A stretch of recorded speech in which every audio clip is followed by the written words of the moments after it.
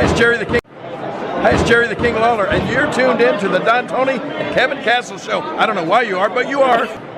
Amazing, says some guy. These men have changed broadcasting forever. The Don, Tony, and Kevin Castle Show.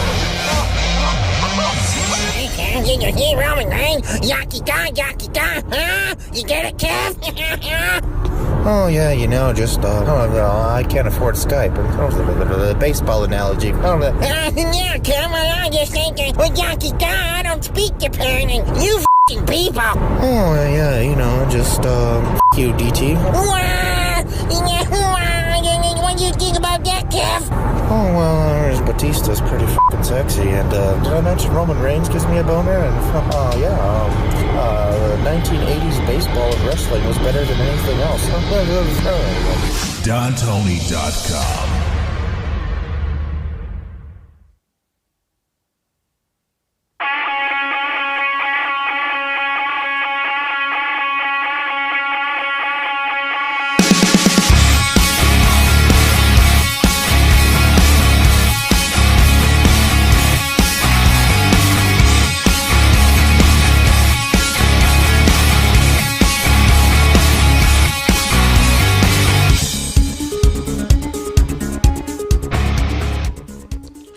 All right, I hope everybody could hear this loud and clear. What's up, everyone? It is Monday night, June 29th, 2020. This is the Don, Tony, and Kevin Castle Show. I am Don Tony, back from vacation, and quite honestly, I wish I was still on it. But I'm not alone tonight. Join along with me as always. No vacation since 1997, Kevin Castle. Yeah, speaking of 1997, I actually have a shirt on tonight that I have not worn since 1997. BWO, the original Jerseys edition. This was a little tribute to Blue Meanie. Wrote a real touching story today about, I believe, his grandmother. Losing her a couple of years ago, and she was terminally ill in a hospital, and they cherished those final moments that they had with her. And the idea that you have loved ones during the COVID era that you can't even spend time with in the hospital, it's just, I don't know how I would have been able to handle. I mean, I know how, it would have been handled, but to think that if I had like a really close loved one terminally ill in the hospital, during COVID, and I would not be able to see them in person and say goodbye, until I would fucking go in there with a machine gun. It would be like the warped version of Chevy Chase's Vacation. I would do everything possible to get into that fucking hospital just to hug my mom and my dad goodbye one more time. I don't care if I blew everyone away and get put in here. It's almost like the Blues Brothers at the end when they were on a mission from God.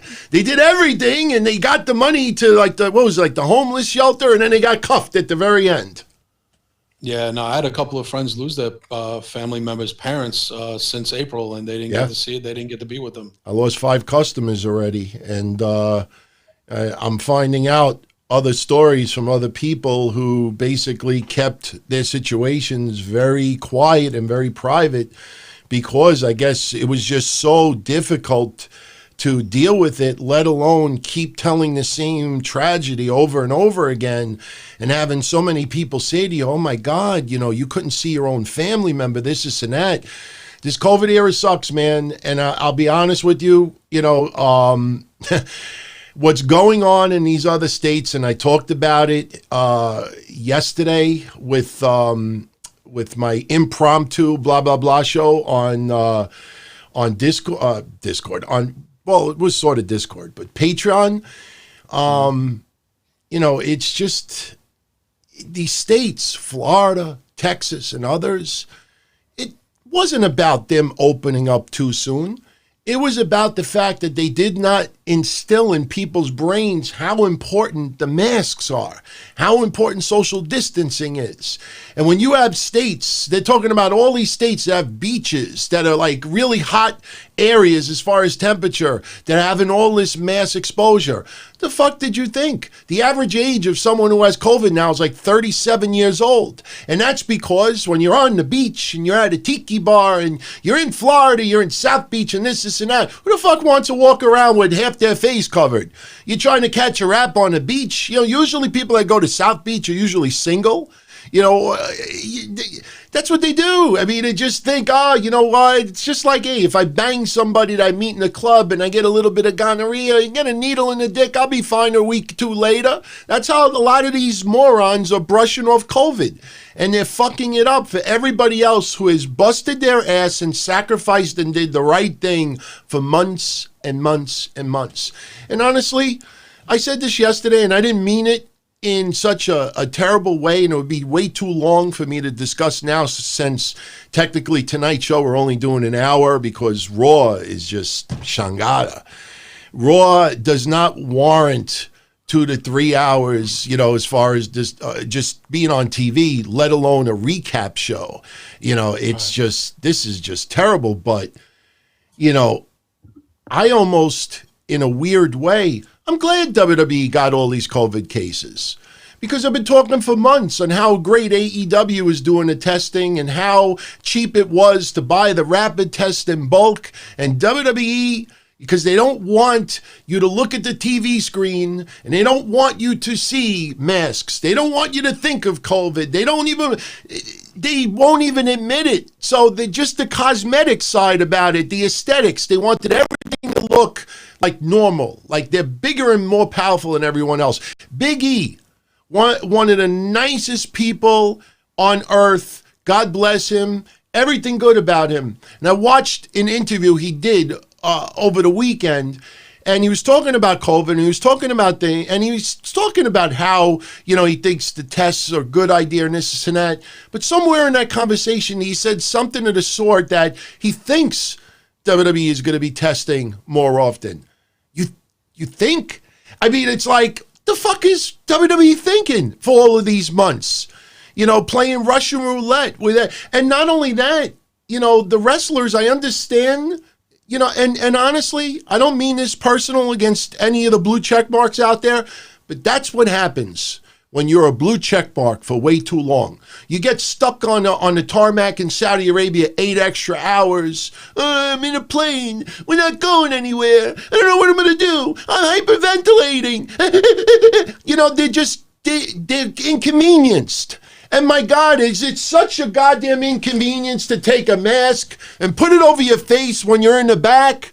I mean, you don't even have to be on camera. Why is it so difficult for people to just do what makes sense? They think that they obviously their stature, they believe that they're more powerful than us, that they have a higher purpose. Remember how insulted they got when people on the net didn't think of wrestling as essential employees. How dare you? We tour 300 days a year. We don't see our families. We sacrifice our bodies. We deal with pain. We deal with stress. And how dare you not call us essential? Look, all of us have fucking wear masks and social distance and use sanitizer. Here's sanitizer. Here's sanitizer. Here's Lysol. And these motherfuckers on their own won't do this stuff. We may be tested. I got tested 3 times and I'm going tomorrow morning again just to make sure I didn't catch COVID while I was on vacation. What's wrong with these people, Kevin? I don't know. I mean, they didn't do things the proper way at first, and now it's not too late. I mean, no one's dying in the WWE, thank God. But they didn't do what AEW did. I'll give AEW the credit for that, but WWE didn't get out ahead of it the way they needed to. They were just taking people's temperature, and that wasn't enough. You know, I mean, for a company that's got the money and the means that they have, it's head shaking. You know, it's like, and I don't believe that they don't care about their people, the narrative that I've heard on other podcasts. I don't believe that. I mean, if Vince sits back and like, I don't care about anybody but myself, I don't believe that. I think that they didn't take it as seriously as they should have. That's not being indifferent to your employees. That's just being fucking stupid and not due diligence with what you should do. That doesn't mean you don't care. It just means you didn't go all out. Because again, some people are still, Don Tony, you know the same thing. I'm sure you've run into people that some take it very seriously. Some people are like, I don't know anybody who even has it. That's possible, but you probably do. They just didn't get tested positive yet. You probably do know somebody who has it. So it's affecting everybody. I know a ton of people who've had it, band members, co-workers, relatives, my uncle, my cousin. Nobody passed from it, thank God. Everybody healed up, even the older people. No hospitalization, recovered at home, even guys in their 70s. But again, those are the lucky ones. They didn't have another illness on top of that. They weren't battling something else. So again, it's doing what the experts, I guess, said it's doing, but it's still confusing because nobody really knows if it's going to taper off, when the vaccine's going to come. It's still a mystery, DT. I don't think the masks are a good defense, but there has to be something else. So we're going to just keep going through this for the rest of the year. Yeah, it's just moronic at this point. And, I brought this up about 2 weeks ago. You think of John, John, who told Florida that, about WWE and not doing things. And then you see Roman Reigns that will make these public quotes. I trust the WWE wrestlers with my life and this and that, but it's about my family and my kids. It's the same thing of what he said a couple of months ago. But I don't blame him for saying it, but this idea that you're more concerned about cosmetics and the aesthetic and the appearance of it is absolutely ridiculous. It's absolutely, I'm telling you, I wish, I'm trying to figure out what COVID would sound like if it cut a promo. I don't know, for some reason, I feel like COVID, now look, I don't want to, I try to keep the impressions the same, sound, because people accuse racism if I do a stereotypical voice. But I almost think COVID should have like an international accent to it. And if it could cut a promo, it would basically be like, you put up these plexiglass and I still got your WWE superstars. It's like, you fucking put people with... Little Andy Garcia there, but that's okay. Yeah, it's just well, I didn't want to go Chinese, because you put plexiglass, and I still get to your superstar, superstar. By the way, McCrew. Little Mr. Fuji, but that's okay. Yeah. Oh, Mr. Fuji. I saw. Actually, when I used to see my friend way back in the day, he was Asian. And every time I would say hello to him, we would do like this, like Mr. Fuji. And he would always look at me and go, I saw, as an asshole. He'd go, I saw. No. It'd be calling me an asshole. But we just joked around with each other. Nobody thought, oh my God, he hates me because I'm Asian, or he hates me because I'm Italian. No, we would just rag on each other. Yeah, in all the good fun. But McCrew 78, Anna and Daniel-san, much love. And by the way, much love to everybody out there. Sorry that I took a week off. Should have took 2, Wednesday. And just to let everybody know, until further notice, we do 4 shows a week. Not all of us, but we do 3 to 4 shows a week. Kev's got his Patreon show every Tuesday. I got Wednesday Night Don-O-Mite on Wednesday. I got Don Tony show on Friday. We got a Patreon show that happens either Saturday or Sunday. You have that many shows. And now with baseball coming back, I'm going to be doing something, I think, with baseball. But the thing is that, we believe in quality over quantity. And there's really no reason why we should beat dead horses and do 90 minutes, 2 hours every, pop for a show simply because to do that time. So Monday shows are going to be trimmed down a little bit. Wednesday is going to be trimmed down a little bit as well. Wednesday focuses on everything but WWE for the most part. Friday is kind of like a smorgasbord of everything, and that's how it goes. So tonight, this show is going to run about an hour. Personally, don't think it needs to go any further than that. On Wednesday, we'll talk about some of the non-WWE stuff, and I'm still sorting out all the accusations of, Joey Ryan and this person and Jim Cornette stuff and da-da-da-da. And I'm saying to myself, that's a show in itself. Oh, yeah. Look, I got into it yesterday on Patreon. I'll let everybody know now, a little teaser for Wednesday. I do not try to put ratings on how offensive some of the allegations are. Because number one, in a lot of ways, we'll never know the truth about a lot of what has been accused. You got to understand, in 2020, being in kindergarten and yanking a girl's hair, and just back when I did that in the 70s, I had a crush on a girl. I would pull her hair just to like fuck around and get her attention and then run away. And now you'd be thrown out of school and suspended and considered bullying and this and that. So hanging out in the club, hanging out in the bar, happy hour, everybody's having drinks, and you have a little bit of fun afterwards, and it ends up that the other person that you had the fun with, you might have actually trusted a little bit, or maybe you thought that that person had your best interest in mind, and you find out that the guy is just a sleazy pig that just wanted to get laid. I got news for everybody out there. It's disgusting, but it's not illegal. The person's a creep, should not be banished off the fucking the planet over it. So the people need to understand in 2020, there's a lot of very sensitive people out there that will take being a dick, being an asshole, being a womanizer, being a scumbag, using people, that is not sexual abuse. A lot of the allegations are sexual abuse. Jack Gallagher, get the fuck out of here. Some of the other people, get the fuck out of here. They definitely deserve to be gone. But now every single person who feels they've been slighted in some sexual ways immediately abuse, and that's not the case. And I'm going to have a little rant on Wednesday about Sammy Guevara because he should have been suspended. The rape joke is not funny. Yeah, but I'm getting a little bit fed up with the new go-to. It's like, and I said it yesterday, it's like defensive driver classes for alcoholics. The new go-to. Oh, Sammy's going to take sensitivity training classes. Jimmy Havoc is going to take sensitivity.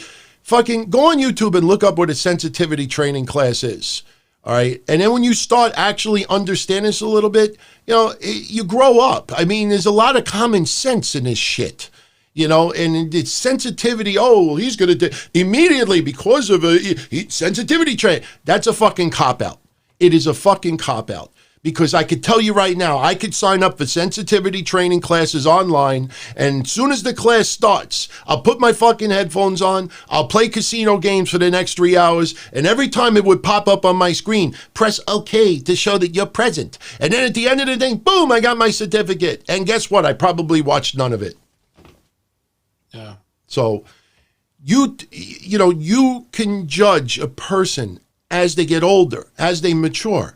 So the suspension, I'm fine with. This immediate sensitivity training classes, the fuck out of here. Seriously, some people definitely should watch it, but no. This is the new cop-out where, let me just take a defensive driver class and I'll save my license. Fuck out of here. It's a joke. It's a goddamn joke. The abuse is not a joke. But this yeah. I think that for Sammy, because he's a young guy in his early 20s, they can get away with saying, he let him go to but I think it would be more embarrassing if you're in your 40s or 50s and you have to go to sensitivity training for how you treat women. That's pretty embarrassing.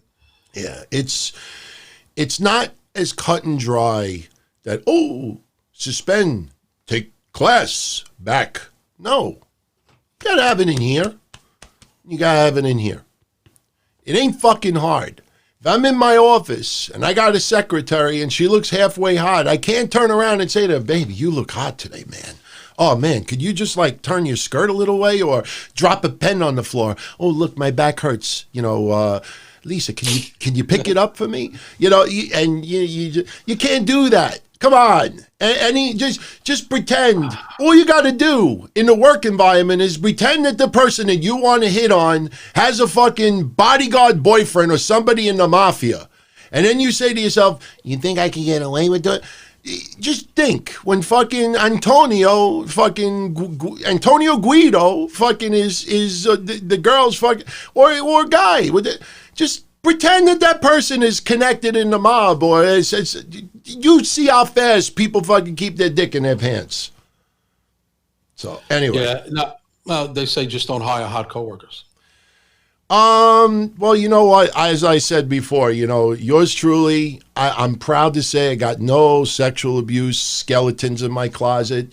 Nobody wanted to see this sexting on a cell phone.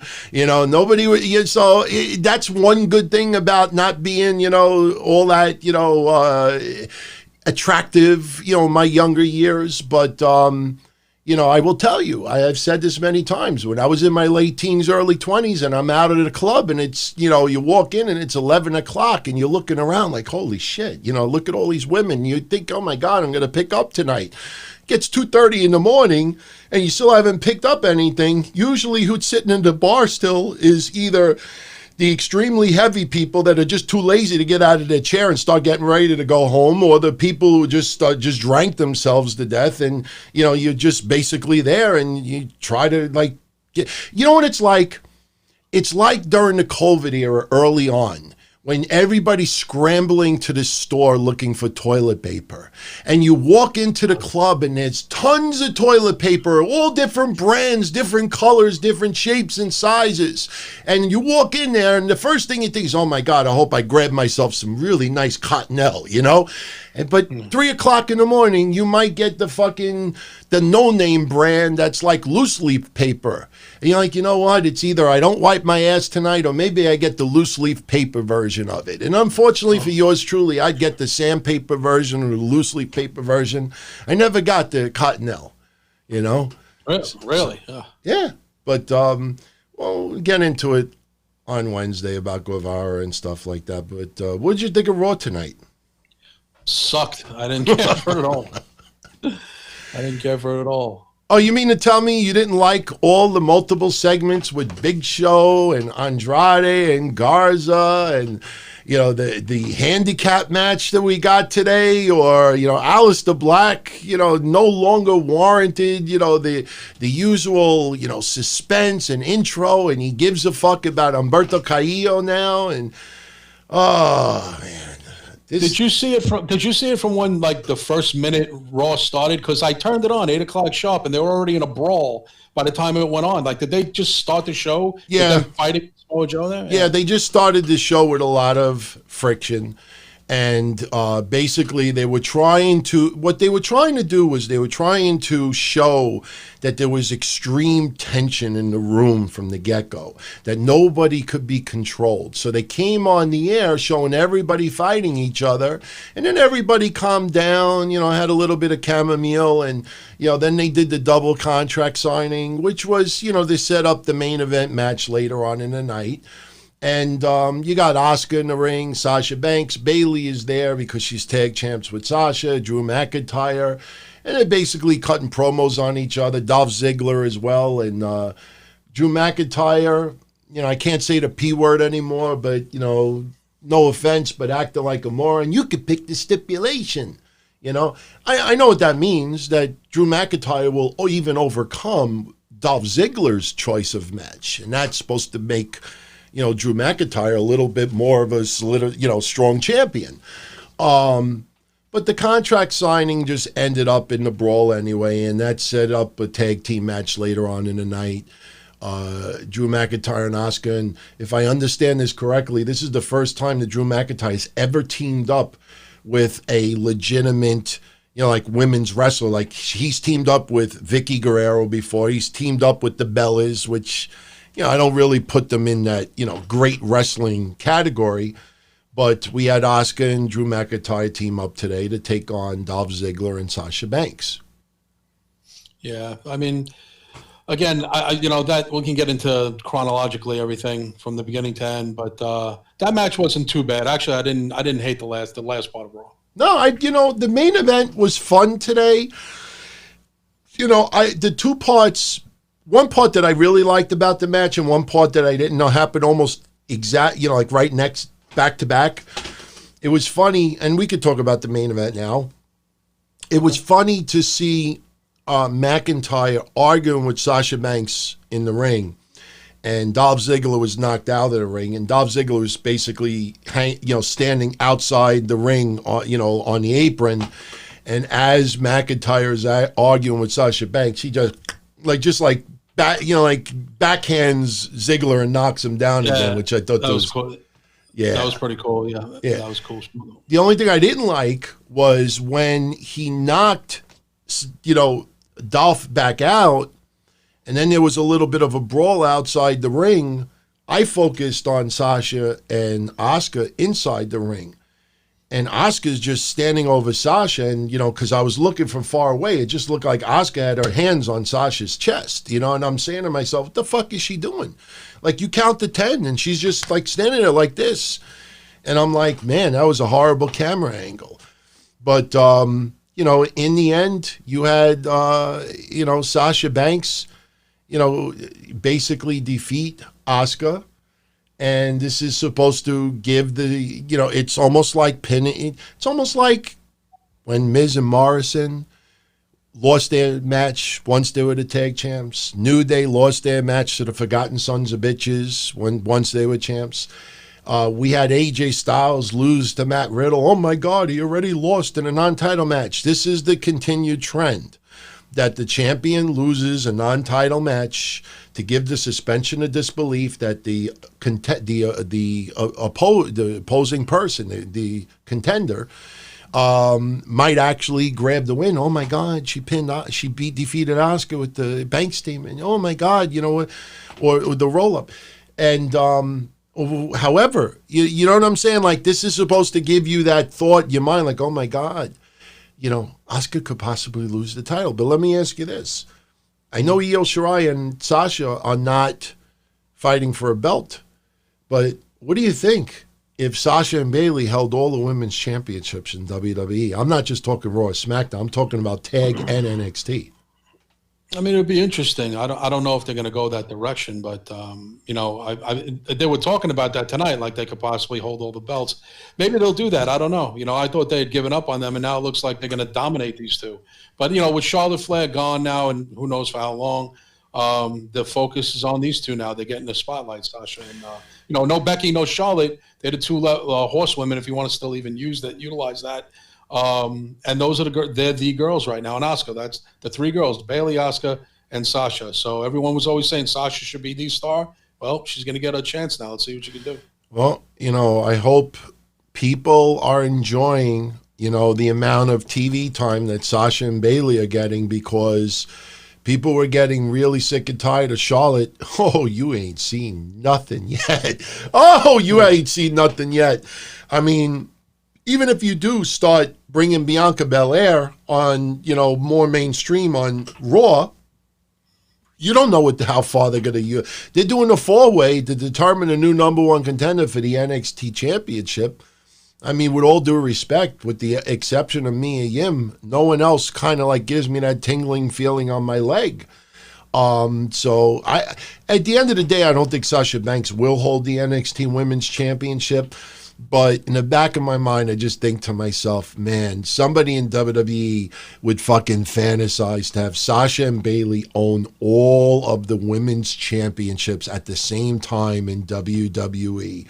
I could picture that. I don't think it's going to happen, but man, I would love to see how the net would react to that.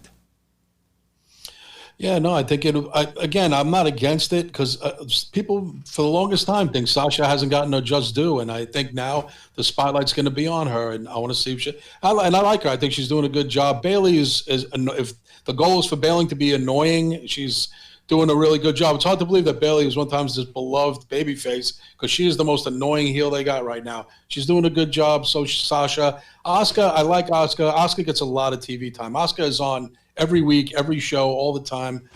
Those are the three girls. And if unless we could talk about it, I guess if they bring in Tessa, I wonder if she goes right into the mix, or if she gets hired by WWE, if she gets right into the spotlight, or they send her to NXT. But there is really nobody else they could trust right now. Those are the three go-to girls, and they're the right girls to have the spotlight. I don't have a problem with it. Anthony Diaz thinks coronavirus, because Corona, it sounds like the beer. It should have like a Mexican voice in it. I don't know. I think Corona, because it started in China, but it came, I do believe that it came to the United States from Europe. It went from China to Europe, and then Europe to the United States. I think that's how it really came to us rampant. But in this COVID era right now, look, I feel bad for some wrestlers. I saw TJ Wilson was the latest one that was going at it with some websites because they falsely reported, or they kind of teased that he was sent home because he had COVID. I think it was him that they said. And I'm saying to myself, it was Wrestle Talk, and he, just so we get it right, it was Wrestle Talk, and he corrected them and even said, I guess so much for the HIPAA laws. He was kind of annoyed that they even had medical information on him. He actually even said that comment. And he said, if you're going to report my medical history, get it right. I tested negative twice, so please correct it, or don't mention it at all. That's what I've been saying since the first batch of rumors that came out. It's very disrespectful, to be throwing out names unless that person reveals it. In fact, I'm sure a lot of people out there have heard me say this dozens of times already. You should not guess. You should only report it if WWE reports it or the person themselves bring it up. Renee Young brings it up, fine. Then you could talk about it. This other person brings it up, fine. Then you could talk about it. Adam Pearce wants to bring it up, fine. Then you could talk about it. But if someone does not bring it up, I don't care if you're banging their fucking first cousin or their brother or sister, and you happen to see them texting each other, and I got sent home from WWE, I got COVID. You should just shut the fuck up and show a little bit of respect. There's a respect factor there.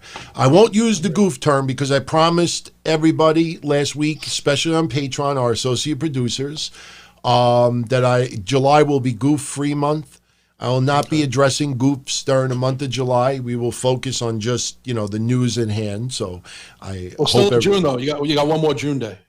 Well, I'm starting early. I'm trying to get used to it because Wednesday, I'm going to try to make sure that it's goof-free July. So, but do I think Dream 101 that Eric Rowan could show up at Extreme Rules? I actually talked about this last week. I don't know if it was Patreon or the Don Tony show right before the vacation. Don't rule out the possibility that WWE offers Eric Rowan possibly, a nice payday to come back just for the Braun Strowman Bray Wyatt match. By the way, what do you think about them adding to the Extreme Rules name the horror show? At first, I thought it was a joke, but now it's because people are like, well, boy, that's inappropriate. I'm like, well, why? Because of what's going on? I'm like, well, I wouldn't call what's going on a horror show. Again, nobody died. People are testing positive, but knock on wood, everybody will be okay. So I don't think the horror show is a play on what's going on. They probably planned to call it that all along because of the Bray Wyatt thing.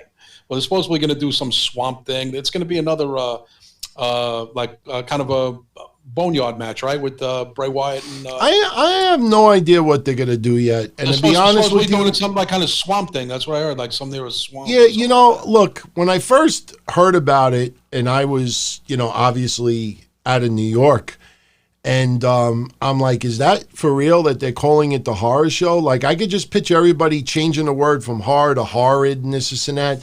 But then I thought about the WWE produced cinematic matches that have taken place during the COVID era, and it really has not been anything horrible.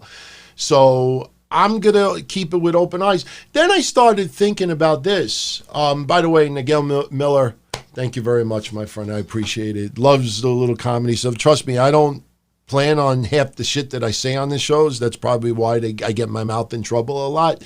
But, hey, if you enjoy it, that's what makes it worth it. So, I thought, you might remember when we talked about the last pay-per-view, Backlash. They said this reminds me of In Your House pay-per-views. Shorter, a little theme to it. And, I used to love watching the In Your Houses. And then I started thinking about the Extreme Rules name, and it kind of gives me a little bit of retro feel to it with In Your House, because what a lot of people may not know, the newer fans out there or the younger fans out there, is that In Your House, almost all of them had names attached to it.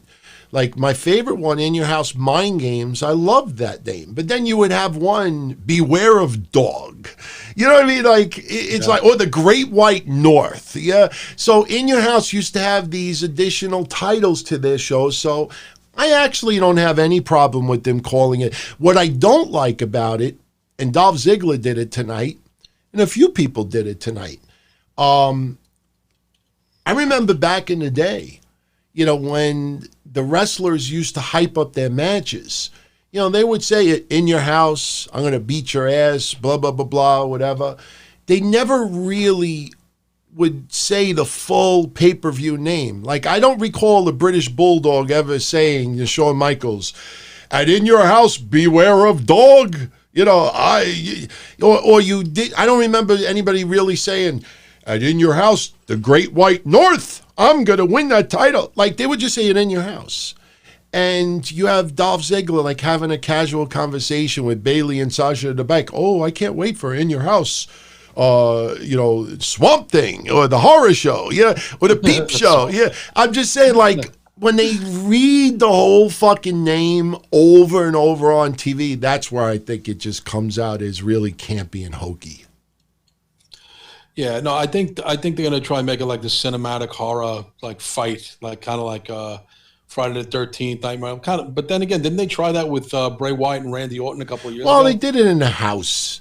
You know, they did it. The house was just, you know, look, we're in COVID, so they're forced to try to think outside the box a little bit more. At that time, there wasn't that pressure, or they were not so restricted, so they would just do what they would come up with these extra gimmicks to it, but it really wasn't. Plus, you got to understand something too. The Randy Orton Bray Wyatt match, you had an entire arena filled with thousands and thousands of fans. They don't want to look at to have, you know, so many fans in attendance, and then they're looking at a Titantron, you know, watching, you know, something that's going down, you know, in a fucking house or somewhere like that. In this case, everybody for the most part is home. So, plus you don't have to do it live. It's very hard to do these things live. And yes, part of a lot of these gimmick matches in the past, whether it's a cemetery or house or something else, are all pre-recorded. But in a lot of cases, the match would end up in the arena, so you'd have to try to make everything look seamless. You know, I'll never forget one of the matches, I think Sting, when I used to laugh my ass off when he got attacked by the Rottweilers, you know, at a WCW pay-per-view. It was one of the goofiest segments. And that's not goofiest is totally different definition. But if you look at it, like, half his fucking paint was gone, and then all of a sudden he's in the bank and his paint is on, and you're like, they could not splice it together. It just was horrendous. But in the case of this horror show match or the swamp match, whatever they're going to do, 100% of it's going to be pre-recorded. So they can edit, they could tweak, they could do retake, they could cut, they could do this. There's so many things that they can do. So that's why I'm not going to shit on it until I actually see the match, and then I'll judge it. Well, I think it's the whole thing. You see, AJ and Taker pulled off a great match because they're two great competitors and two great characters. Yeah. Can Braun pull it off? That's the whole thing. It might be cinematically, it might look great, but will Braun be able to put in an Undertaker effort? You know I don't like that it's non-title, because it gives me that immediate instinct that Bray Wyatt will win it. You know, he's going to win it, and then it's going to be like, oh, but it's not for the fucking title. Wait a minute, it's non-title? It is non-title? From what I understand, it's non-title. I have not. Look, I mean, I'm not going to lie. I didn't watch SmackDown Friday. I watched clips over the weekend just to see what's going on. I don't recall anything talking about it being a title match. So they're saying it's non-title. Yeah, I mean, I didn't see any. I saw the matches announced so far is McIntyre versus Ziggler for the title. We don't know the stipulation yet.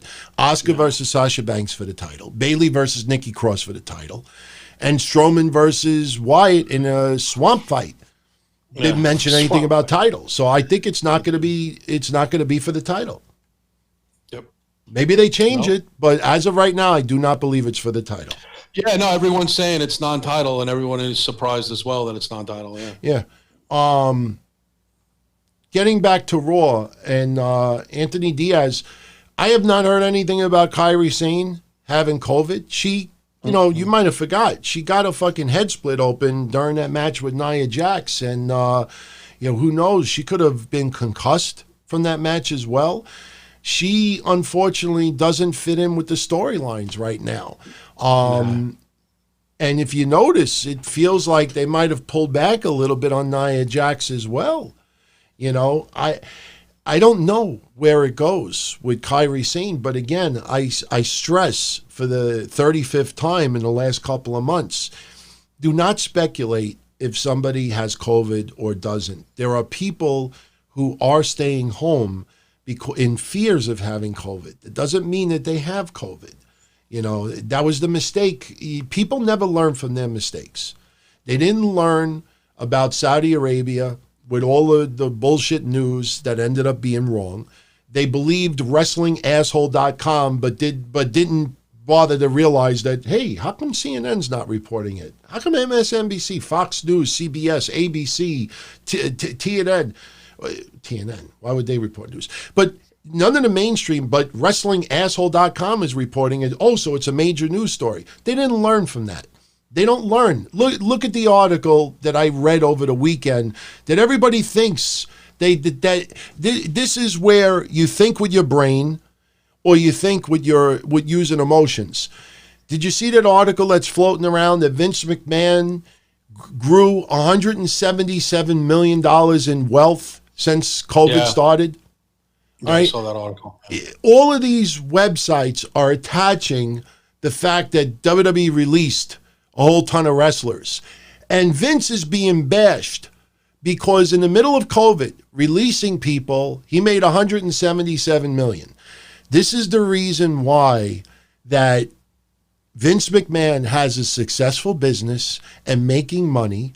And it's a stock market. It's investors. Investors feel that WWE is managing their business good. That's why they're not all getting rid of the stock. If they got rid of their stock, the stock price would go down. Watch the movie Trading Places, everybody, if you've never seen it, with Dan Aykroyd and Eddie Murphy. It is outdated, but it's a great movie to get like a crash course in the stock market. So when Vince and the WWE, handled the network differently, handled their merchandise differently, did this, did that, release people, streamline their business because they can't have live crowds right now, investors thought that was positive. So they bought the stock. The stock price goes up more. Vince McMahon's value goes up more. This is the reason why, it's a publicly traded company. He has investors. That's why he's got $177 million. He didn't fucking profit because he released people. It's called smart business. That's why all these websites that put this stuff up, they just want to grab your emotion to get you upset at Vince. He's evil. Look at all the money he made by releasing these people. It's the reason why he's got a publicly traded company, and these morons on these websites, the most they might be able to publicly trade if they're lucky are nudes. There's no logic in posting that. Vince McMahon made money. Yeah, that's how you do business in COVID. Well, you saw the article, which was MiddletownPress.com. It said it was basically trying to put the heat on the Connecticut's richest people, because it said 8 of Connecticut's 14 billionaires have seen their wealth increase go up, despite 400,000 people in the state losing their jobs. Yes. Yeah. So there wasn't anything to get anybody happy about. If anything, it makes you resent them. If I have a restaurant and my restaurant is closed for 3-4 months, and I have 30 waiters and waitresses, and now I can only sell takeout for the next 3 months, unfortunately, I'm not forced to have this paycheck protection program. So I might let go a lot of my workers, and maybe they could find work somewhere else, or they claim unemployment or pandemic unemployment, and then after COVID is over, maybe I'll hire them back. That's not evil. That is smart business. And if that restaurant now only has 2, 3, 4 people working for them and is doing takeout and doing pretty good for it, and the owner ends up having more money at the end is done. Guess what? That owner at the end of COVID has more money where they can possibly expand, go right back to where they were, hire people back. You don't keep extra people on the payroll simply because it looks good. What would have happened if this is the most ridiculous logic, and it's such common sense. And I said this 3 months ago. If you didn't release Rusev, Gallows, Anderson, all of these people, and you didn't do anything, you just kept doing the business, we're not going to let anybody go, we don't want to see anybody lose their job in the middle of a pandemic, and all the wrestling social media, WWE, they truly do care, I never thought they cared, they truly care. And all the investors are like, what are you, out of your fucking minds? And they start selling their stock and selling their stock and selling their stock. And the stock fucking drops down to $20 a share. And then WWE is forced to let go 60 people instead of 30. Think of the logic there.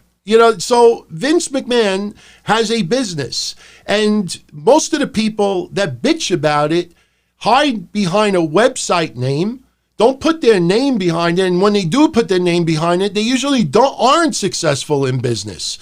They write these articles just to get the emotion of people. Wow, that's so fucked up. The evil, greedy McMahon. And I'm not a big fan of him, but the evil, greedy McMahon, he let go all these people, and he's got 170.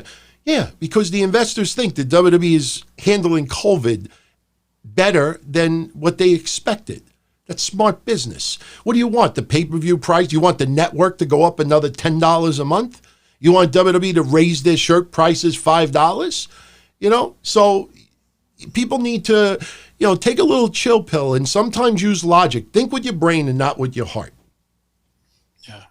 So, anyway, getting back to Raw, we have Big Show come out next.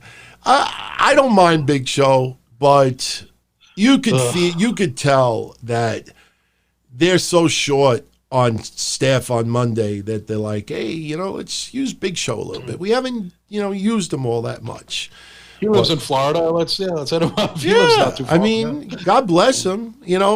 People are all having their balls in a bunch about Ric Flair still being on TV. He's got COVID. His fucking liver looks like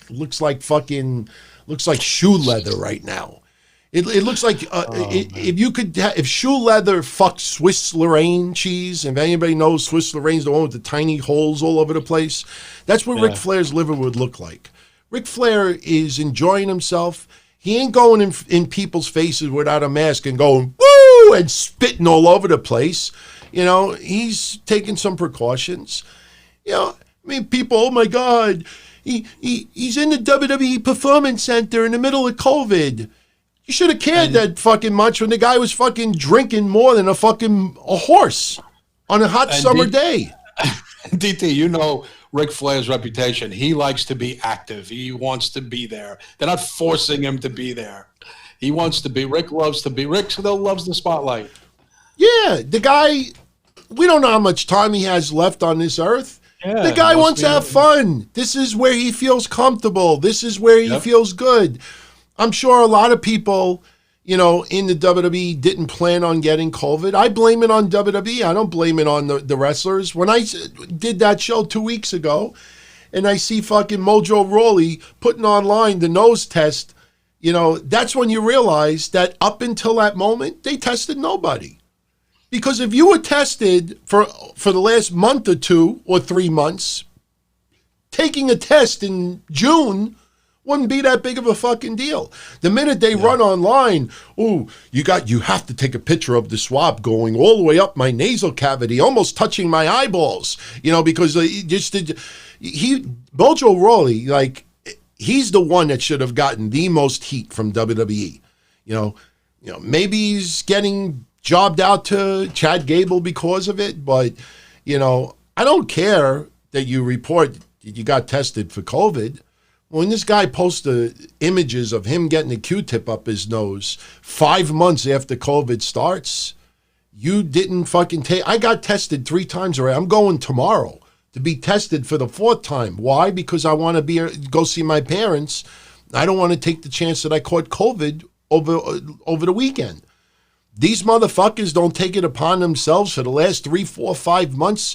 They got blue check marks. They got much more money than we do. They don't have to travel all across the United States and beyond.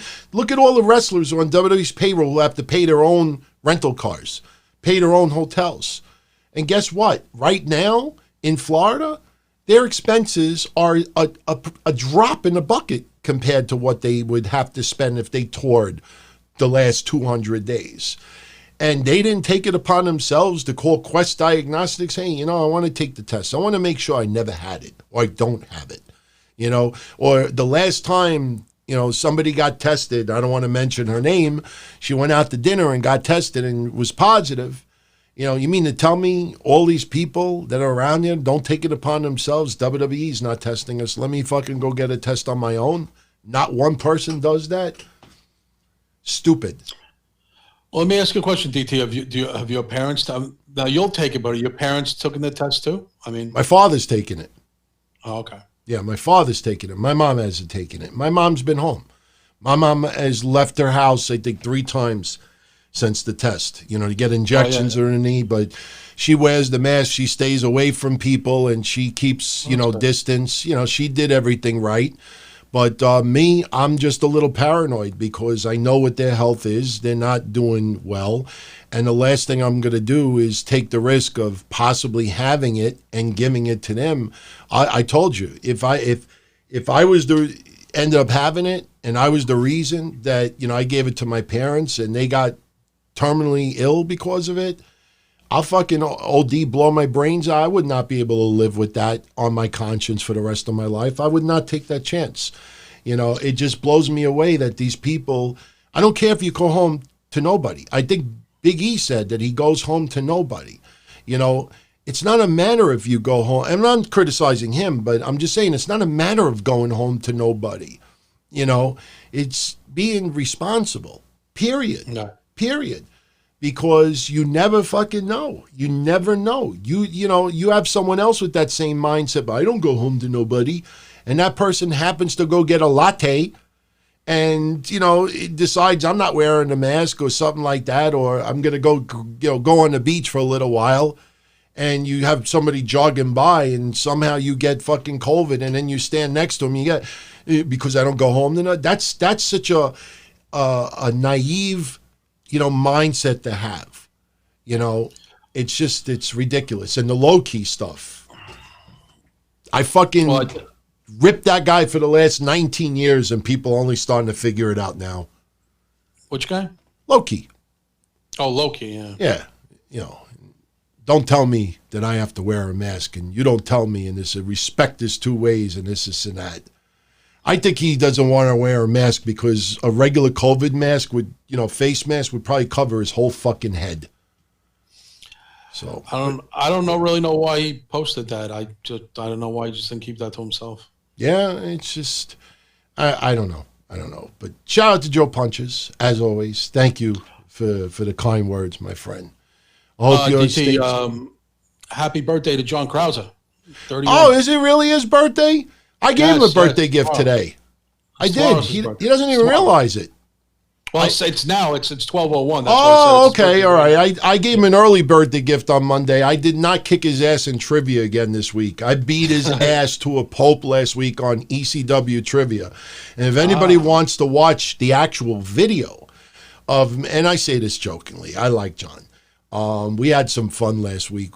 Julian, shout out to him, and Rob, and we had a lot of fun doing ECW trivia. I mean, I didn't get every question right, but, I would set up like almost the entire answer, and I'd get about 95% of it right, but some of the incidentals that we give, I'd still kick his ass. So happy birthday to John. Yeah, happy birthday, John. 31, Jesus, you're just a kid. Yeah. Just a kid. Yeah. By the way, shout out to our associate producers and sponsors, our new and returning patrons. We got 2 weeks worth since there was no show last week. Love these names. Mark, Big Brown Sugar, R2D2. Nice.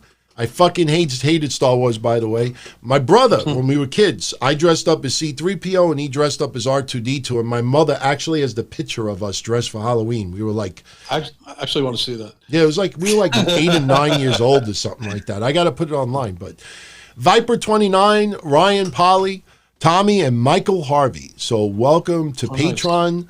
Tomorrow's a hectic day because tomorrow night you'll be doing KNT Chronicles, I believe. With Trez. Yeah, you'll be doing KNT Chronicles, and earlier in the day, or I think 4 p.m., Mish and I will be on Discord. We're doing a rapid-fire Ask Us Anything episode of Breakfast Soup, special Tuesday afternoon version. Doesn't conflict with your show. We'll be off the air by 6. So it's way before. We're not till 10. Yeah, we're way before. Yeah, so double Patreon shows Tuesday night. So for everyone that's interested, and Wednesday, we got a pretty loaded Wednesday as far as wrestling goes. We have the first week of Fyter Fest Part 1. We have the Great American Bash Part 1. You know, for everybody out there, and I've been saying this for months, for anyone out there that thought that WWE didn't think Wednesday was competition, now you're seeing it. AEW, no, we're not looking to compete. We're just trying to, do our own thing and find our niche and this and that. Break some more thrones, Cody. Poke the bear a little bit too much. We haven't cracked jokes in 6-7 months. That's okay. You poke the bear and you fucking beat the dog down a little bit too much, that dog will remember. And you see now that WWE is starting to go balls out with their Wednesday night stuff. I mean, Wednesday night is becoming a really great night for wrestling fans. You had both ratings combined, 1.4 million, maybe not as strong as a Monday night or a Friday night, but that's more than what ECW was in 2000. That's more than what fucking Sunday Night Heat used to be, and everybody used to say, "Oh, bring back Sunday Night Heat." That show used to be great. Shotgun Saturday Night would only do 200,000 viewers, a couple 100,000 if lucky. And I loved Shotgun Saturday Night. So I remember, Shotgun Saturday Night was cool. DT, were you surprised by the wide margin of how much NXT came back on AEW by such a wide margin? I'm not surprised because of the three-way and something that I said 2 weeks ago. What I thought AEW did great 2 weeks ago, because I watched the episode back to see, is their product was steady throughout the night. It was a nice, steady amount of entertainment. AEW, I think, overvalues some of their young stars. Are they going to be future stars? Absolutely. Are some of them stars now? Absolutely. But, you think Matt Hardy versus a member of, Santana Ortiz and having Jericho going at it with Orange Cassidy is a ratings grab when you have Gargano, Lee, and Balor fighting a three-way for the NXT North American Championship. There's a reason why that match got, I think, 822,000 viewers, and NXT's main event did 522. In fact, what I read was the segment with Jericho and Orange Cassidy was the lowest rated segment in the history of AEW. I don't know how accurate that is, but the numbers seem to reflect that. And there's nothing against Orange Cassidy. I personally think Orange Cassidy works perfect with live fans there. The pocket stuff is fun, but it's fun for the fans that are there live and reacting to it. When you have that element missed, I don't know if AEW thinks that all the fans at home are all laughing, doing the voices. Like, I'm watching it, I'm enjoying it, but I'm not going to be there going, whoop, whoop, whoop. No, I'm watching that, and then I see the three-way at NXT, and I'm like, oh, man, I'm going to watch, even though I already said two weeks ago what's going to happen next week with Adam Cole and Keith Lee. I already know. I predicted that 2 weeks ago, and I'm telling you it's going to happen exactly the way I say. Just so everybody remembers when I finished my prediction with, "That's the story," in my Pat Patterson voice. That's the story. Remember that. So, never say never, Joe Punches. Undertaker, they're hyping up this retirement. They're going to milk it on TV. Mm-hmm. It eats up TV time. And if he comes out of retirement for one more match, WWE will hype that son of a bitch up big time because they know fans will say one more match, one more match, one more match. So do I think Undertaker is done? Without a doubt, never return to the ring? Never say never. Yeah, I mean, in November is the 30th anniversary of that, his debut. So yeah, I mean, they'll feature it on TV, but that's not going to be as much. It's the anniversary. The Undertaker will have specials on TV. And by the way, let me ask you this: this segment that they did with Undertaker, and we're going to wrap this up next couple of minutes. So we're going to get out of here, but what did you think of the music that they used for the Undertaker tribute video? I wasn't familiar with who was the artist. I don't even know, and honestly, the way it sounded, it wasn't. I wish they used the Metallica, the stuff they used for him in the Boneyard.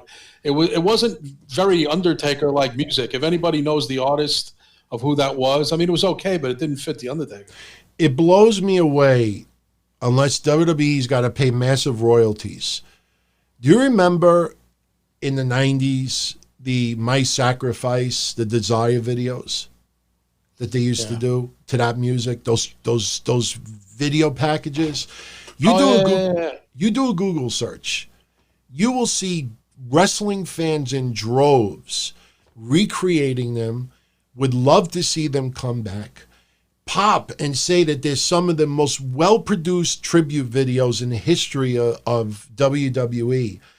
And especially with The Undertaker's career, especially with the retro part of it, I think if they would have brought that back, it would have fit so much more than this generic. I don't care if they're Academy Award, Grammy Award, fucking they got, statues that nobody in this world would ever knock down. I don't care who the band was that performed this music for this Undertaker tribute video. Unless Undertaker says, yeah, I want that music on there. It did not fit. It left me with no emotion. Yeah, I didn't care for it. I like they just have something a little bit more heavy metal, I think.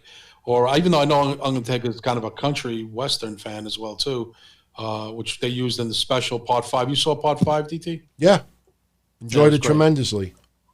Amazing. Yeah.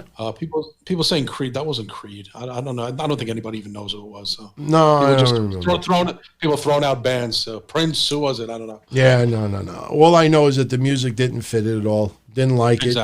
The package was great, but the music. Hold on a second. I think I got it. The Reckoning. I think it was The Reckoning. The fact that most of us don't even know who they are, I think, says enough. That's not tribute video stuff. Like I said, if somebody ever interviews Undertaker that's watching this, ask him. Say, do you have any input on the music for your tribute video? I'm just curious if he had a hand in that because that music was, I didn't like it. Didn't fit. No, I didn't like it either. Yeah, Phil, the promoter's saying it was The Reckoning, and Jacob B. Shattuck, so I think is that the singer for Papa Roach? If anybody knows that guy from Papa Roach? Still sucked. Didn't fit. It's not a tribute song. It's not a tribute song. It was a singer for Papa Roach. The Reckoning is the name of the song, but it was the singer from Papa Roach. Okay, got it. But it didn't fit. Anyway, it doesn't fit the Undertaker. There you go. Yeah, it didn't fit. But, getting back to Raw, we have Big Show come out. And he's getting tormented by Andrade, and he's tormented by Garza and Zelina Vega. And then Ric Flair comes out, and Ric Flair is, basically, saying that Randy Orton, he's not ready to come out yet, and blah, blah, blah. I think Randy Orton and Big Show are going to end up having a match at Extreme Rules. What do you think? Again, listen, I'm tired of seeing Ric Flair at this point. I'm tired of seeing the Big Show. Selena Gomez is okay. I mean, I thought it was all right. Again, they're just doing what they got to do right now, to offset the COVID situation. Again, like you said, I'm not going to assume because certain people weren't there, like people wondering why Austin Theory wasn't there tonight. Does he have COVID? Does he not? I don't want to play guessing games, but I'm assuming they're using Ric Flair and Big Show to fill in some gaps of some people who can't be there. So it is what it is. Yeah. I mean, God bless Big Show, but you could see, again, like I said earlier, the lack of depth of the roster right now. I mean, what happened with the idea that they were going to have people, show up on different brands 4 times a year in this city? You mean to tell me they can't fucking grab somebody from SmackDown? What happened to Dominik Dijakovic? Are they purposely waiting until Extreme Rules, the Swamp Show or the Horror Show, whatever it is, that ain't airing, I think, until July 19th. So we still got 3 weeks, about 3 weeks to go. So I don't know, but, Big Show basically telling Andrade and Garza and Gomez, I don't have time for this. I'm not in the mood. Don't push me. And then the Viking Raiders come out and they start brawling. They go to commercial, and Big Show is pissed and he's not in the mood. Don't push me. And they're berating Big Show. But when we come back from the commercial break, Big Show's gone. I'm just saying in storyline, like, I guess he wasn't pissed that much, because he just left anyway. And, they have a pull apart and a brawl, and, it is what it is. I mean, Andrade and Angel Garza, they teased more dissension. I think they will have a match in the very near future. Not necessarily to split yet, but maybe they challenge each other just to see who is the better man of the team, with Zelina. It was what it was. But you could see people used a little bit too much tonight. Big Show, multiple segments. Ruby Riott having a couple of segments I could tolerate, but, R-Truth having more. Once again, this week, it's like so many segments, but it was just repeated. Drew McIntyre with multiple segments. Ric Flair with multiple segments. Andrade and Angel Garza having multiple segments. And when you look at the matches as far as themselves, Andrade and Angel Garza beating the Viking Raiders was technically the first match of the night. Akira Tozawa losing to R-Truth, getting the 24/7 title back, that was a minute. I mean, we're already an hour 2, and it was a minute long. So, R-Truth getting the title, I don't know if it was the 35th time, but he's got the 25th. Yeah. Yeah. Well, that was funny in the back when he said he called Cedric the Entertainer. Yeah. He thought that they were ninjas also, and it was what it was. I mean, I'm not thrilled at how they're using Ricochet and Cedric right now. I mean, they were a tag team, and they seem to have been doing well. Remember MVP's 2 other white prospects? What were their names again? Hedges and O'Malley. I can't remember their names right now, but they fucking vanished and disappeared. Yeah, what was the name of those? What was the name of those guys? I don't. I can't. Anybody remember one of the 2 names? If you remember one, I'll remember the other. Simpson and Kovacs, Mustang and Kia. It was they just disappeared. But Shane Thorne and Brendan. Oh Vink. yeah, Vink and Stink. That's what it was. Yeah, there you go. Vink and Stink. But no one's seen them in weeks. Yeah. They teased again, a little bit of Seth Rollins and Rey Mysterio. Makes me wonder if they have a match at Extreme Rules, and I'm still going with my original instinct that Dominik will ultimately join up with Seth Rollins. And, look, I don't know what they're going to do ultimately with Austin Theory. There's multiple rumors going around. I'm not going to speculate on any of them. But, I don't know, what they do, with Austin Theory. I don't know what they do in the case of Dominik, but, it's a little intriguing. I mean, Seth Rollins originally wanted to apologize, and, Rey and Dominik not having it. Next thing we know, Aleister Black and Humberto Carrillo come out, and this leads to a match, which wasn't really a bad match. I mean, Seth Rollins and Murphy win, but then after that, Seth Rollins puts the mask on Carrillo. And I got to be honest with you, it was pretty funny because, look, I'm a big fan of Carrillo, but I've always commented about his choice of hairstyle. And when he put the mask on Carrillo, when I looked at his physique and his outfit, I said, he actually looks good as a masked wrestler, almost like a Mysterio. But then when they put the close-up on his face when Seth Rollins was going to drive his head into the steps, like his hair like was covering his eyes inside the mask, and it's like, oh man, that was fucking funny, man. It was kind of creepy when they put the mask on him. I liked it. I thought, wow, he actually looks pretty damn good. But then you saw the hair, and it's like, come on, man. You ain't gonna cut his hair off. In fact, they should cut his hair off. But so we had that. It was not a bad match. But then the rest of the night was kind of like, Ruby Riott, I think she's gonna reform with Liv Morgan. That, I think, is the ultimate, the way to go with this. Reform them as the Riott Squad. You don't even have to call it the Riott Squad, but Liv Morgan is pretty much in limbo. Ruby Riott, they're both licking their wounds. Ruby Riott loses today to Peyton Royce. And Peyton Royce, I got to tell you, she actually was pretty good in this match tonight. Yeah, she looked confident. She's much better than Billie Kay. I mean, I just hate what they're doing with Ruby, but everyone's like, oh, no, there's probably an upside to this. They'll reunite her with Liv Morgan, or Natty's going to form a faction with Lana. I don't know. I think there's bigger plans for Ruby Riott. I'm not giving up on her yet, but she has been enhancement talent ever since she came back.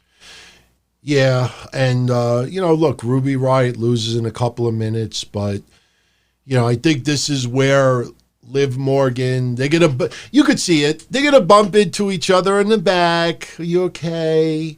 And they're kind of like looking at each other. I mean, they're not going to make out or anything like that, but they're going to be like lost and, that they're both on a losing streak, and maybe you know what? They could be in the back, and maybe the Iconics show up and they start laughing at both of them for losing, and then you'll have Ruby Riott and Liv Morgan team up again for old time's sake to beat up the Iconics, and boom, that's how they're back on team. That's how it's done. Yeah. Austin Kinkle brings up that Ruby Riott is 0-11 since returning. Yeah, I figured, Interesting stat. And by the way, a couple of other quick shout outs. Shout out to Neil Roy. Thank you for the kind words as always. Joe Punches once again. Neil Ray as well. Do we think The Rock would fight at WrestleMania? It's too early, man. It's too early. We don't know if we're going to have fans in attendance. I think we will. But it's too early to tell. Yeah. Way too early. And A. Espinoza, with that music, WWE definitely I don't want to say they ruined the Undertaker's segment. They ruined it. They the music did not fit it. But getting back to Raw, so Ruby Riott loses in 3 minutes to Peyton Royce. Next, we have Big Show beating Andrade and Angel Garza in 5.5 minutes. I don't think that, people were having conniptions online that, oh my God, how could you put over Big Show? Oh my God, how can you put over MVP over, Apollo Crews? They're not losing any stock by having a loss.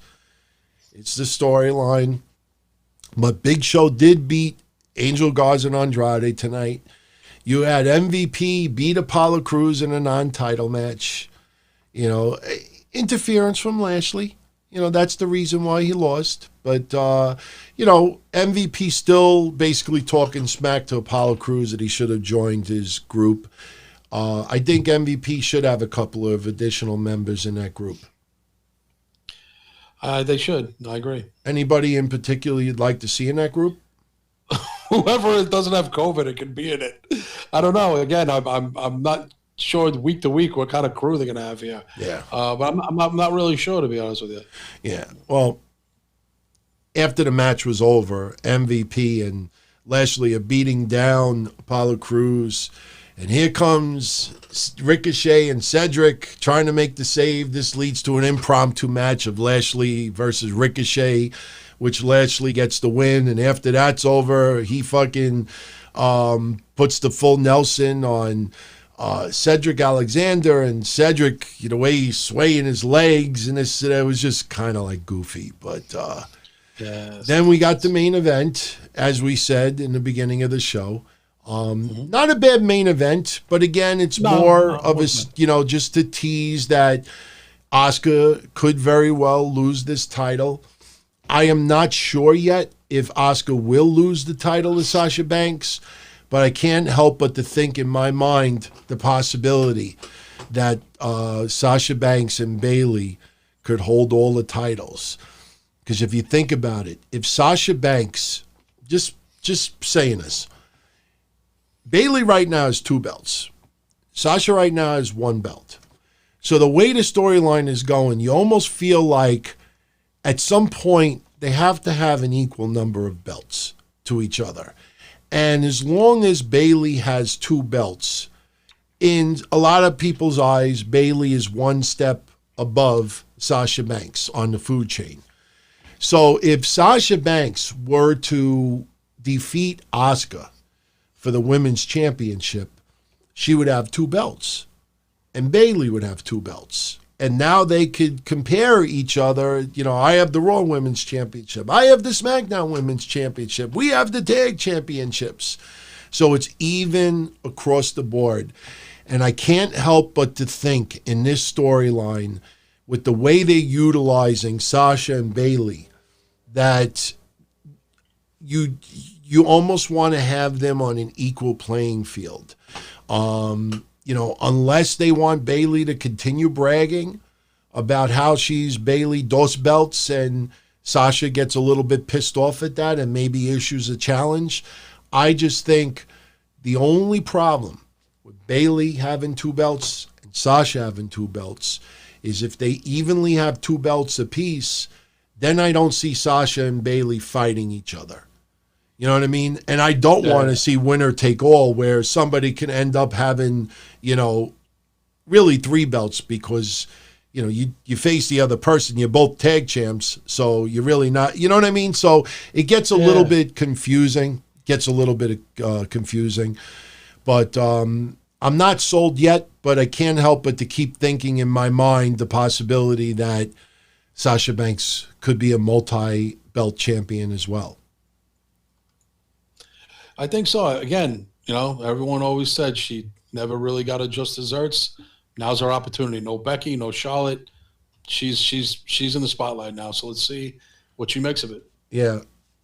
Neil, I don't think they're going to do a new gimmick for Nakamura. I mean, it seems like Nakamura and Cesaro could possibly fight the New Day for the tag titles at Extreme Rules. It almost feels like it's a gimme. I don't know how you could repackage Nakamura. I mean, the verbiage is not there. And I don't see that happening. What could you do? Give him a haircut? Yeah. I mean, how could you repackage him? Yeah, it would be very, very difficult to repackage him, to be honest with you. But with that said, that pretty much was Raw tonight. Just a very difficult show to watch for 3 hours. I said this online not to be a Debbie Downer, but the days of me only having 2-3 hours sleep on Monday nights are over. Physically, I can't handle it. I'm not a spring chicken anymore. And honestly, the way Raw is right now, it's not worth losing loads of sleep and then making your Tuesdays all fucking miserable and having to take 2:30 p.m. naps, to try to sneak in a little extra snooze and this and that. I just think right now, WWE, if there was a way they could cut down Raw to 2 hours and use that other hour for some retro stuff or, just something. I mean, I don't know why they can't debut like a Smoking Skull session on the USA Network and then immediately put it on the WWE Network the following week or something like that. I think that would do some decent numbers. No, and speaking of that, actually, after I'm off here, I'm going to go watch the Mark Henry interview with Steve Austin. I'm going to watch it too. Right now, talk about it tomorrow. This went a little over an hour because we start a little bit late, but we're going to start getting into the frame of mind of Mondays being 60 to 75 minutes. Yeah, more than enough time to talk about it. Like I said, we all do multiple shows during the week. So there's nothing wrong with to focus Monday on Raw and some WWE news. Wednesday is non-WWE. Friday's a smorgasbord. And then you got Patreon. And then, it's all different topics. And you got to remember on Sundays, anytime there's a pay-per-view, we always and the pay-per-views also. So, So, so if you're a patron tomorrow, we got 2 shows coming. If you're not on Wednesday, right off after NXT and Dynamite, I will be up here doing your recaps of both shows. I will vent a little bit on some of the, firings in the world of pro wrestling. I'll talk about Impact and Tessa and all the other things going on. A lot of misinformation out there. I mean, I'm not saying any of them weren't released, but, people are immediately, oh, it's because of this. Oh, it's because of that. Oh, it's because of this. It's just, we'll try to clear some of that up, and I'll give you my overall thoughts on what's going on with the speaking out movement, because there's a lot of victims out there. There's a lot of people who are legitimately abused, but in a lot of ways, the speaking out has been hijacked by people who are just out to, ruin. Have an axe to grind. Yeah, have an axe to grind. People rubbed them the wrong way over the years, and just want to, that's their way of getting revenge. I mean, it happens in all the different movements. Some people out there saying that pro wrestling will not survive this, and pro wrestling is going to be over.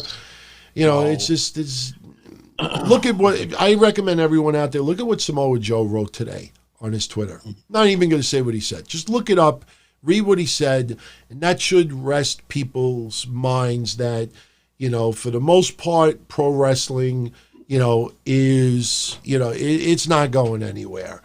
You got to remember the world we're in today. But what happened in the world of pro wrestling has happened in every form of sports and entertainment in its existence.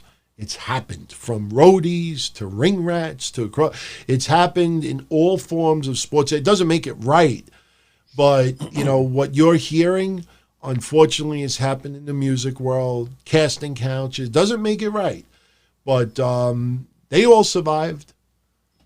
Why wouldn't wrestling survive? Wrestling will survive. DT, what time is the rapid fire tomorrow on 4 p.m. Eastern?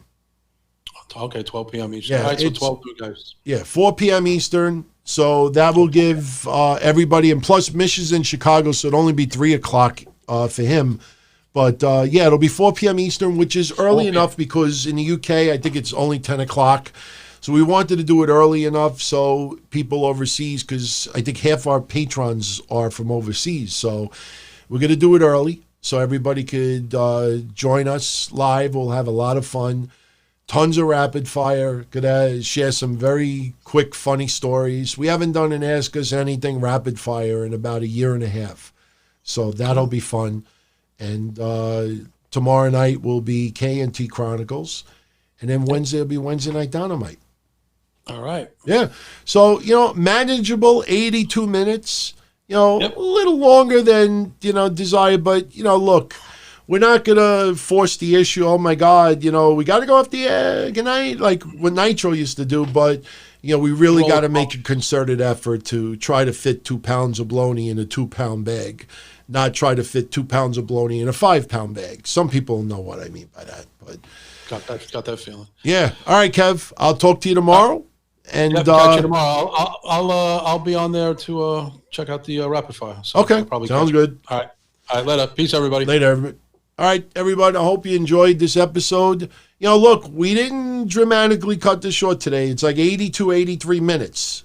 So I think we were doing like 90 minutes around that time. But remember, I'll be back here Wednesday night, right here. Got a lot of stuff to talk about. Trust me. Some of the things I talk about with Joey Ryan and Tessa Blanchard and Sammy Guevara and some of the others out there, I have a lot to say about it. And it's not going to be your usual, and the one thing I noticed too, I saw Marty Scurll's statement. I saw Dave Lagana's statement. I saw about 5 or 6 other statements out there. And if you look at them side by side by side by side, it's pretty amazing how everybody always opens up their rants with, this person, should be heard, and this needs to be taken seriously, and we need to be now part of the solution, not part of the problem. And yet, and as I said yesterday on Patreon, yet, have you noticed any of these people actually telling you what the solution is? It's funny to see people now who are married with kids who now want to be part of the solution because they're off the fucking market. They haven't done this to anybody in 10 years. So, if I'm no longer on the market and I'm no longer partying, I'm no longer in clubs, we need to stop this. You fucking had your fun. You ain't fucking doing this no more. It's the generic statement. A lot of people caught on that they're convinced that Marty Scurll copied and pasted. I don't know if it's Colby's apology, but it was somebody's apology, and you looked at them side by side, and it was fucking pretty similar. I'm not going to accuse him of that, but and you look at all of the apologies online, there's a certain formula. It's a certain format. I mean, you could almost see, like, it's almost like a template of how to address this. Insisted we need to grow and we need to, and they have come up. How many solutions have people come up with? No solutions. And a lot of people out there, with all due respect, I'm not trying to sound like an asshole right now, but a lot of people lost their balls because some people out there, you hang out. I don't want to get into it now. We'll do it Wednesday, but you hang out with someone and you're in a bar and it's Friday night and it's happy hour and there's drinks being shared on both sides and you both leave and you get a room. That person ends up being a creep. That's not sexual abuse. I'm sorry. And look, it's not many people that fit into that category, but you got to really, when you see all these other bullshit accusations, it really diminishes the ones who were legitimately abused. That's why the Me Too movement had so many problems, because you had a lot of legitimate victims that were really getting the strength to come out. And then you had other people that were hijacking it. And then, if a female was a conservative Republican, they wouldn't get the same treatment. And it's a mess. It's an absolute mess. But dissect it on Wednesday. So everyone enjoy the rest of the night. And I have some editing to do and some uploading to do. So my work is not done. So it's 12:35 a.m. over here, but I'll be at this for at least another hour. So if my calculations are correct and I could pass out by 2 a.m., then that leaves me about 5 hours worth of sleep. Better than 2. I'll take it. But I wish you all well and stay safe. And if you're around Wednesday night, join me. We'll have a great episode. Got 2 weeks of discussion to talk about. And again, I will get into some of the topics. And hey, if you join me in the chat, any particular people you want me to discuss as well, I will be more than happy to oblige. So everyone, have a great night. Much love as always. I'll catch you all Wednesday for Wednesday Night Don-O-Mite. Take care. Be well. Don-O-Mite. It was fun to channel surf. It was kind of hard to do a little pocket pool after you hitting the last channel button 50 times for 2 hours plus. Don-O-Mite. And his whole idea of overanalyzing, he's an alcoholic and he misplaced the belt. And how could you have someone champion like that? The fuck out of here. Wednesday night. Don-O-Mite, you can have fun. You really are.